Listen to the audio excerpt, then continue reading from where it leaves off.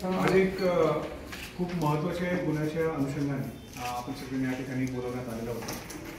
त्याच्यामध्ये 16 फरवरी 2024 पिंपोडे बुद्रुक या गावात एक पुरुष व्यक्तीचा एक प्रेत सापडलेला होता। त्याची ओळख पटलेली होती। त्या व्यक्तीचं नाव भगवान मच्छिंद्र सपकाळ, राहणारा पिंपोडे बुद्रुक असं होतं। या व्यक्तीच्या ओव्हरऑल त्या सगळ्या गोष्टीची माहिती काढल्यानंतर लक्षात आला की या व्यक्तीचा खून झालेला आहे। तात्काळ वाठार पोलीस स्टेशनला 302 प्रमाणे गुन्हा दाखल करण्यात आलेला। त्याच्यामध्ये याचा तपास एफआय हुलगे वाठारचे प्रभारी हे स्वतः करत होते। या गुन्ह्याचं वैशिष्ट्य असं होतं की या गुन्ह्यामध्ये कुठल्याही प्रकारचा आपल्याला पुरावा किंवा साक्षीदार सापडत नव्हता। सदर गुन्हा हा सकाळच्या वेळी घडलेला होता, तरीही गावाचा कुठलाही व्यक्ती या खूनमध्ये काय पुरावे आहे, कोण आला कोण गेला याच्या बाबतीत कोणाकडे काहीच माहिती नाही। जवळजवळ याच्यामध्ये 100 पर्यंत लोकांना याच्यामध्ये तपासण्यात आला। वेगवेगळ्या प्रकारच्या लोकांना त्यांच्याकडून विचारपूस करण्यात आली, परंतु काहीच आपल्या हाती लागलं नाही। असं होत होत एक 17 दिवस उलटून गेले या गुन्ह्यामध्ये, म्हणजे कुठलाही पुरावा आमच्याकडे नव्हता। त्याच्यामध्ये एकंदरीत स्थानिक गुन्हे शाखेचे देवकर साहेब त्यांची संपूर्ण टीम, शिंगाडे साहेब, गोरे साहेब, सुधीर पाटील हे सगळे मिळून तपास करत होते। आणि त्याचबरोबर वाठारची टीम, हुलगे साहेब आणि SDPO गोरेगाव सोनाली कदम हे पण त्याच्यामध्ये मॉनिटरिंग करत होते, तपासमध्ये मार्गदर्शन करत होते। आम्ही याच्यामध्ये प्रयत्न जेव्हा आमच्याकडे साक्षीदार यायला संपले सगळे आणि त्यांचा आम्ही पुरावा घेतला, त्याच्यानंतर आम्ही तांत्रिक तपासकडे वळलो आणि तांत्रिक दृष्टी बऱ्याच गोष्टीमध्ये आम्ही एक एक करून प्रयत्न करायला सुरुवात केली। याच्यामध्ये काही आम्हाला लोक असे सापडले ज्यांच्यावर आम्हाला संशय होता आणि असं एक व्यक्तीला 2 मार्च 2024 या तारखेला ताब्यात घेण्यात आलं आणि ताब्यात घेऊन त्या व्यक्तीकडून आपण विचारपूस करायला सुरुवात केली।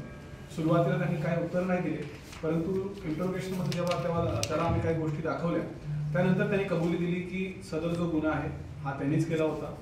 हा व्यक्ती त्याच गावाचा आहे आणि हा जो मयत आहे त्याचा तो ओळखीचा होता आणि ओळख असल्यामुळे दोघांचा एकमेकांवर विश्वास होता।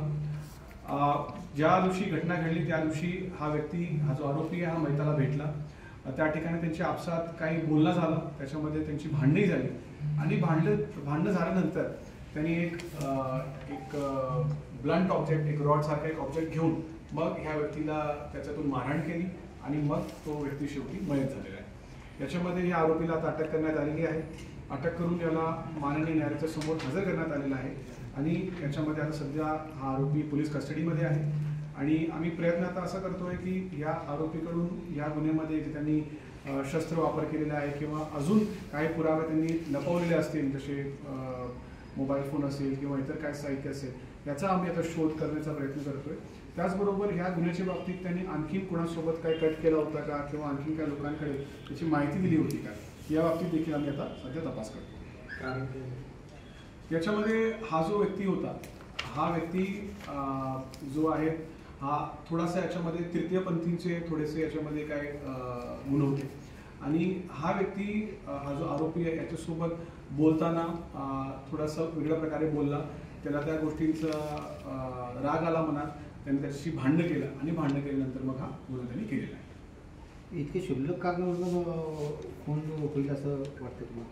हा जो आरोपी आहे तो आरोपीचा इंट्रोगेशनमध्ये, आता मी पण स्वतः त्याचं इंट्रोगेशन केलेलं आहे, त्या इंट्रोगेशनमध्ये त्याचं असं म्हणणं आहे की हा जो मयत आहे तो मयत काही वेळा आधी पण त्याला त्रास दिला होता, त्याला थोडासा वेगळ्या प्रकारे त्याच्याशी बोलण्याचा प्रयत्न केला होता आणि हे सगळ्या गोष्टींचा राग त्याच्या मनात होता आणि त्याचं म्हणणं आहे की काही महिलांना देखील त्यांनी काही त्रास देण्याचा प्रयत्न केला होता, असा पण राग त्याच्या मनात होता। हे सगळं एकंदरीत राग त्याच्या मनात होता आणि त्या दिवशी जेव्हा त्याचं संभाषण झालं त्याच्यासोबत तेव्हा हे सगळं राग पूर्णपणे उफाळवर आला आणि मग त्यांनी हा कृत्य केलेला आहे। काहीच रेकॉर्ड नाही त्याचा। साधारण गावाचा एक मुलगा आहे, अजिबात असं काही रेकॉर्ड वगैरे नाही।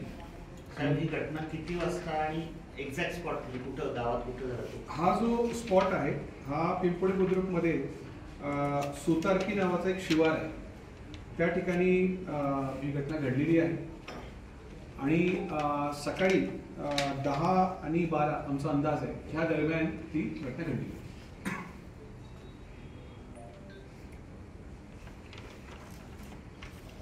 मृत व्यक्तीचं लग्न झालं होतं असं पण आहे.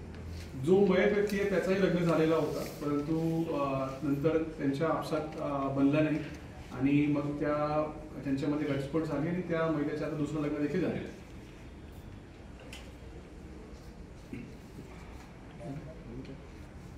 काही अनैतिक संबंध वगैरे असं काही ह्याच्यामध्ये दुसरा अँगल आहे का? आम्हाला सुरुवातीला वाटत होतं, कारण हा जो मयत आहे त्यांचे काही इतर पुरुषांसोबत संबंध होते असं आम्हाला समजलेलं होतं. त्या अँगलने आम्ही तपास करत होतो, परंतु त्याच्यामध्ये असं खून होईल किंवा असं काही कोणी मर्डर करणार त्याचा असं कुठलंही त्याच्यामध्ये संशयास्पद काही माहिती प्राप्त नाही झाली. आणि तपासमध्ये आता देखील आम्ही या निष्कर्षपर्यंत पोहोचलो की त्यांचा मध्ये असं कुठल्याही व्यक्तीचा हात नाही. सर, कुठल्याही आगीवरून असताना पोलीस दलाने हा खुनाचा उकल केला, नेमकं कुठल्या ह्याच्यावरून तुम्ही आरोपीपर्यंत पोहोचला संशय? याच्यामध्ये जेव्हा लोकांना विचारपूस करून जेव्हा आम्ही फायनली या निष्कर्षावर आलो की कुठल्याही व्यक्तीने आरोपीला बघितलेलं नाही असं वाटलं, किंवा ॲटलिस्ट बघितला असेल तर तो आमच्या समोर पोहोचलेला नाही असं आम्हाला वाटलं. तेव्हा आम्ही तांत्रिक गोष्टींचा आम्ही तपास करायला सुरुवात केली. याच्यामध्ये वेगवेगळ्या प्रकारचे असतात, टावर डम्प्स असतात, कॉल रेकॉर्ड्स असतात, त्याच्यामध्ये अजून काही इंटरनेट सोशल मीडियाचा देखील वापर होतो, त्यामुळे त्याचा देखील आम्ही शोध तपास करायला सुरुवात केली आणि त्याच्यातून आम्हाला काही लिंक्स सापडले आणि आम्ही मग सस्पेक्टेड व्यक्ती म्हणजे संशयास्पद व्यक्तींची आम्ही यादी काढली आणि एक एक करून मग त्यांना आम्ही तपासायला सुरुवात केली आणि त्याच्यामध्ये हा व्यक्ती समोर आला आणि मग त्यांनी